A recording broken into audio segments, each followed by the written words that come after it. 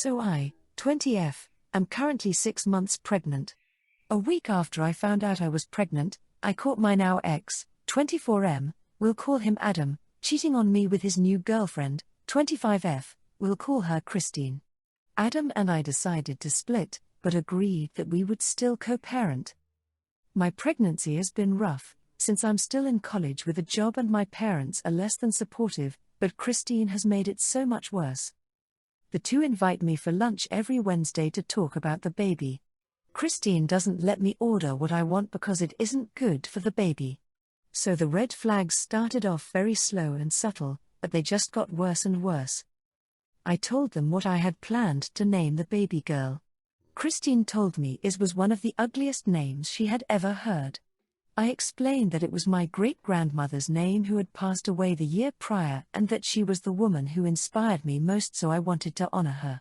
Christine keeps picking on the name, and so I thought about maybe changing it. There have been some other really strange things she has done. Throwing herself a baby shower for my baby without inviting me is also at the top, but that one probably hurt the most. Recently, while at our weekly lunch, Adam and I were talking about the co-parenting deal. Christine said that she wouldn't take care of the baby since it wasn't hers.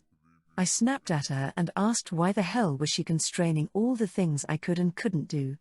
I probably wouldn't have been so pissed if Christine hadn't promised that she would love to watch her stepdaughter, but she had.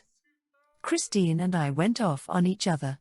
During our argument, I said that it wouldn't really matter because Adam would probably cheat on her too, and so she couldn't be the stepmom to our kid. Christine practically stormed off, with Adam following her. I felt pretty guilty because I find myself as a calm person and I hate getting angry at people. Now weeks later, Christine had told everyone in the town we live in. The majority of my friends have stopped talking to me and I don't really have any support.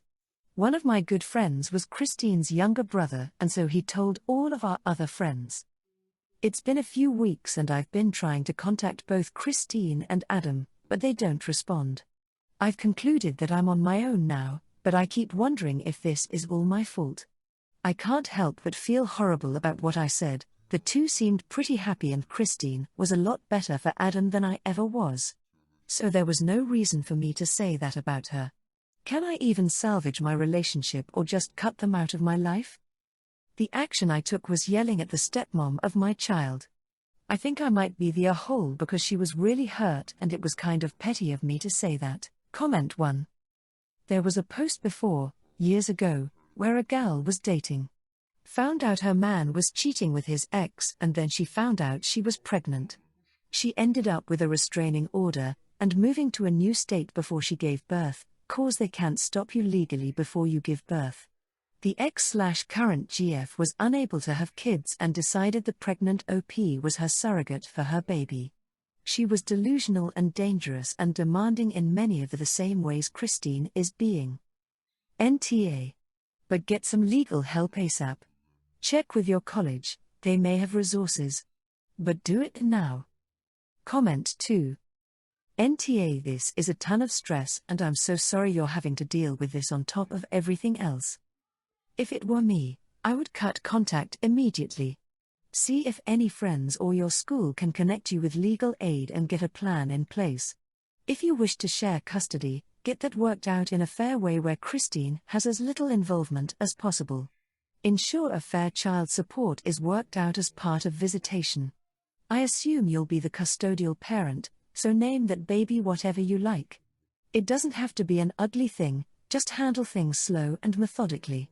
You don't owe them anything. Hopefully Adam will smarten up and support you in some way as a co-parent, but at this point you've got to only look after you and little one. Christine's input has to end here. Let her spread her stories, just be the best mum you can be and ignore the haters. Comment 3. You have some serious issues. A woman claimed she will be adopting your baby and yet you meet her, listen to her about names and most importantly, you want her to take care of the kid? And you are worried about your relationship with her? Hey y'all, 29M here. A couple of days ago my fiancé, 28F, attended my cousin's bridal shower. My cousin's Mo was there and my fiancé interacted with her while my other cousin and her friend were there to witness this interaction. Somehow, the topic came up about our wedding and the Mo's wedding. It was then that my fiancé learned that both our wedding and the Mo's wedding ceremony were going to be at the same church. However, it was revealed that Mo's ceremony was supposed to be at the same time as ours. My fiancé had brought this to her attention and she started becoming upset. She stated they had booked the ceremony a year in advance through her aunt, who is the bookkeeper of the church. She also claimed that her father donated a lot of money to the church, and because of that, whenever she wanted the ceremony to be, she would definitely have her way. Our ceremony and situation would therefore need to be sorted out on our end, because she claimed with confidence that we were somehow wrong in what we believed. After this interaction, my fiancé was also upset and my other cousin and friend felt the Mo was out of line for her attitude and comments. After the bridal shower, we spoke on the phone and she relayed what happened. I too was upset that such things were said, as we were seemingly in the wrong. After my fiancé consulted her mom, they decided to call the priest directly the following day in order to make sure what was going on and that hopefully he did not provide us the wrong information or write down the wrong date. After an anxiety-filled night and morning, he confirmed with my fiancé we were in fact the couple set for that date and time. Unfortunately, that wasn't the end of it, as he called a couple of hours later. He told us the Mo's family reached out to him to also confirm information and that they do not have that day for their ceremony. He then asked my fiancé if we were willing to cut our time and ceremony, as we would normally be allotted an hour after the ceremony for pictures and other things we wanted to do in the church. He stressed that he did not want to sway our decision in any way and that he would respect what we decide, as it was solely at our discretion. Because of the negative experience we had with the Mo, and the fact that neither her nor her family reached out to us directly, we would not be cutting our time short so that they may have a ceremony on the same day. After speaking with my mom and aunt about what went on, they didn't really support our feelings on the matter. My aunt also said I should be the bigger person and accept the conditions so that the Mo could have her ceremony. I'm now conflicted, so, comment 1. Strange as this story may sound, I have worked at 2 ecclesiastical properties, one large and one small, where this happened. At the small church, the minister was a bit gaga and someone muscled in. I saw them off, though it was emotionally exhausting. At the very big church, with hall/conference center, the manager was taking backhanders to double book. My boss, an internal client, had booked it for a conference, and was told her booking hadn't gone through. She involved IT, pulled out strings of deleted emails with read receipts, and absolutely marmalized her. The manager was sacked fairly promptly. Comment 2. NTA. It's your wedding day, and you've got the right to have the ceremony you've planned and dreamed of. The Mo and her family should have reached out directly to discuss things and not relied on hearsay. You shouldn't be pressured to shorten your special day because of their mix-up, especially when you confirmed everything with the priest. Comment 3. NTA. The fact that her aunt did not make the booking correctly is not your problem. And what are we talking about? An hour? 90 minutes? She can wait. Or she can schedule her wedding before yours. The Mo is still having her ceremony, just not at the time she originally wanted. Just because her dad donated a lot of money to the church does not give her carte blanche to run roughshod over everyone. Basically, my in-laws want their only child, my wife Diana, to start pumping out grandchildren. Diana is 28 and just finishing her PhD. Then she wants to get established in a career before we start a family. My in-laws know how much money I make and they know we could live comfortably off my earnings. That isn't what Diana wants. She has worked her ass off to get where she is and she wants to reap the rewards of her hard work. She also says that once she is working then I can cut back on my hours, I'm a welder, and relax a little. I have been working since I was 15, so literally half my life. I make a very good living in return for a lot of fairly hard work. I have supported Diana and her education. She will graduate without student loans. We have a house. She has a good car. We have a good life. We want a few more years alone before we start our family. Over Christmas the in-laws just wouldn't drop it. I finally snapped. I said that if they wanted grandchildren then they could reimburse us for her education. They could further pay her the salary she would be giving up. When she returned to work they could pay her the difference between what she could be earning and her entry-level position. They could pay for a nanny so my wife could work. Or they could back off and wait for us to be ready. They said that they couldn't afford all that. I asked them how they expected us to afford it. I said that if it was really what they wanted they could just give her the inheritance that would be coming her way now instead of later. They got all offended and said that is not hers until they don't need it anymore. Diana asked me to drop it. She has tried dozens of times to explain to her parents why we are waiting. They just ignore her. They ignore what we want for our lives. They have been very cold since Christmas. They seem to think I was a rude asshole for pointing out the costs of what they are asking for. A lot of her family agree with them that I went too far in asking them to pay if they want a grandchild now instead of later. Comment 1. NTA. It wasn't like you were really demanding a giant stack of cash. You were trying to drive in a point you've had to argue over time and time again. The simple fact is it's not their decision and it's not their business. If I were your wife, I would have told them, long ago, that they can shut their mouths about it or we'd stop coming around. I'd let them know that if they continued being pushy, that I wouldn't be comfortable with their involvement when we were ready. Comment 2. It's none of their business when you and wife to start having kids. Go low contact till they realize you are serious about what you said to them is not rude. It's not their decision nor the rest of the family's business.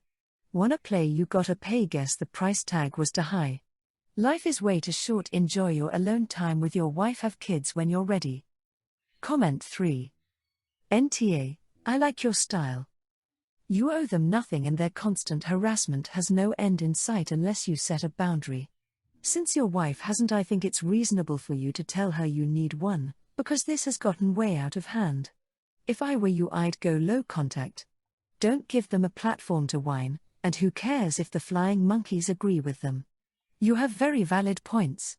Of course they want fun grandchildren. But they aren't raising or paying for them so they can get lost. I didn't know my son was not actually mine until he was about 5 years old and had a medical issue. The results of tests made me suspicious, so I had a DNA test done, which was when I found out he wasn't mine.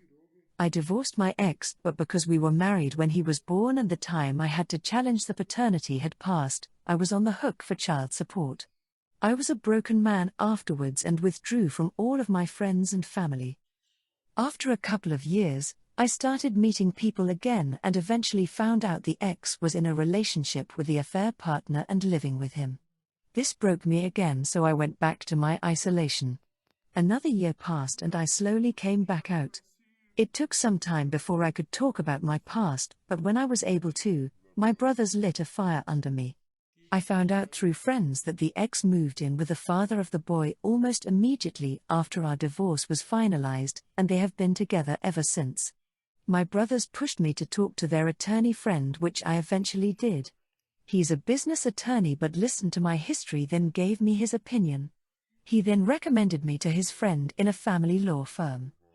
In short, I paid almost 4 years of child support, and according to my attorney, I have a good chance of stopping the child support payments and recovering at least some or possibly almost all of it, because there is social media evidence that the boy was living with his biological father during that time. The attorney said that we can nail down the exact date they lived together during discovery, then we'll have a better picture of how much we can ask for. After talking with my family, I decided to file a lawsuit to stop and recover my child support payments. I got immediate flack from my friends, ex, and her family. I don't care what the ex and her family have to say, but my friends who I've known since childhood, they know my ex through me, are saying that they support me in stopping the payments, but I'm going too far in trying to get almost $50,000 back. They said it was spent on the boy and I should view it as donation to a good cause. Comment 1. NTA, your ex knew you were not the child's father and still accepted child support payments. On top of that, She accepted those child support payments while living with the child's biological father. The child is innocent in this, but as long as you are suing your ex, not the child, I see no problem with this. The reality is, the court will decide to reimburse you or not. If the court sees a reason for you to claim your money back, you have no reason to worry. Comment 2. NTA, it's really easy for your friends to say that since they're not out 50k. I'd bet money they'd change their mind if what happened to you, happened to them. Child support is supposed to go to the child. Given the mother knowingly took knowing she had sex with the ex and it could be his, tells me she's not a great person and likely used that money for alternative reasons. Comment 3. NTA. No, you're not wrong. Donation to a good cause, lol no, she betrayed you, stabbed you in the back and then got free money out of you while the kid didn't even need it since he was already living with 2 adults. Don't let people who don't know what they're talking about get in the way.